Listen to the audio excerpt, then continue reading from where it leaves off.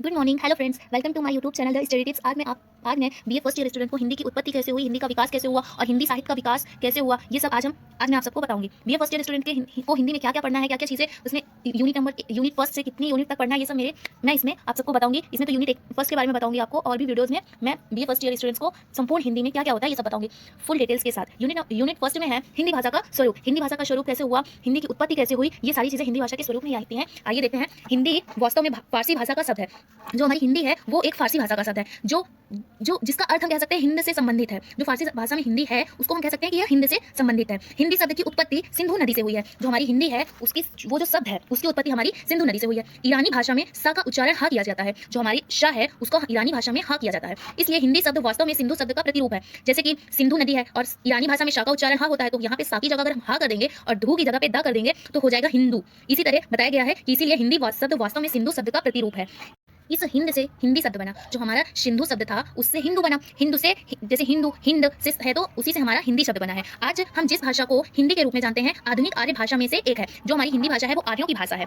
आर्य भाषा का प्राचीनतम रूप वैदिक संस्कृत था। पहले जो आर्य थे उनकी जो भाषा थी वो वैदिक संस्कृत थी। धीरे धीरे करके जब बदलता गया तो उससे हमारी हिंदी भाषा बनी। तो वैदिक संस्कृत भारतीय आर्य भाषा का सबसे प्राचीन रूप है। जो हमारी संस्कृत है वो सबसे प्राचीन रूप है, वो सबसे प्राचीन भाषा है। वैदिक भाषा में वेद, संहिता, उपनिषद, वेदांत का सृजन किया जाता है, अर्थात रचना की जाती है। जो हमारी संस्कृत है उसमें वेद, संहिता, उपनिषद, वेदांत आते हैं। इसके बाद जो हमारी संस्कृत थी, संस्कृत के बाद हमने एक लौकिक संस्कृत का विकास हुआ। संस्कृत के बाद जो भाषा आई हमारे विश्व में वो थी हमारी लौकिक संस्कृत। उसका विकास हुआ। इसे बोलचाल की भाषा में बोला जाने लगा। फिर ज्यादातर लोग लौकिक संस्कृत बोलने लगे। यह भाषा को पाली भाषा के रूप में विकसित हुई।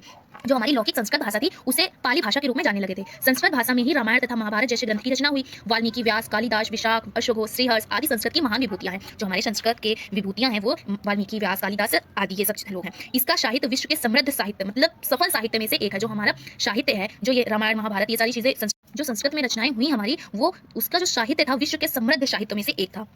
आगे देखते हैं कि महात्मा बुद्ध के समय में पाली लोक भाषा थी। जो हमारी पाली भाषा थी, लौकिक संस्कृत थी, उसे महात्मा बुद्ध के समय में उसको लोक भाषा बना दिया गया था। महात्मा बुद्ध ने पाली के द्वारा ही अपने उपदेश का प्रचार प्रसार किया। जो महात्मा बुद्ध अपने विचार विमर्श देकर के गए उन्होंने पाली भाषा में ही दिया था। पहली ईस्वी तक आते आते पाली भाषा में परिवर्तन हुआ। जब हम लोग पहली ईस्वी तक आते आते पाली भाषा में भी बदलाव होने लगा था। तब पाली भाषा को प्राकृतिक की संज्ञा दी गई। इसका काल पहली ईस्वी से 500 ईस्वी तक रहा है। पाली की विभाषाओं के रूप में प्राकृतिक भाषा पश्चिमी, पूर्वी, पश्चिमी, उत्तरी तथा मध्य देशी अब साहित्य भाषाओं के रूप में स्वीकृत हो चुकी। मतलब जो पाली भाषा में परिवर्तन होता गया वो पश्चिमी, पूर्वी, पश्चिमी, उत्तरी में बदलता गया। प्राकृत भाषाओं के क्षेत्रीय रूप में अपभ्रंश भ्रष्ट भाषा प्रतिष्ठित हुई। जो पाली भाषा थी इसका अपभ्रंश हुआ, मतलब भ्रष्ट होती गई हमारी पाली भाषा। तो फिर हमारे विश्व में यही भ्रष्ट भाषा ही का प्रतिनिष्ठ हुआ, अर्थात इसकी स्थापना हो गई थी। इनका समय 500 ईस्वी पूर्व से 1000 ईस्वी तक माना जाता है। अपभ्रंश भाषा साहित्य के मुख्यतः दो रूप मिलते हैं।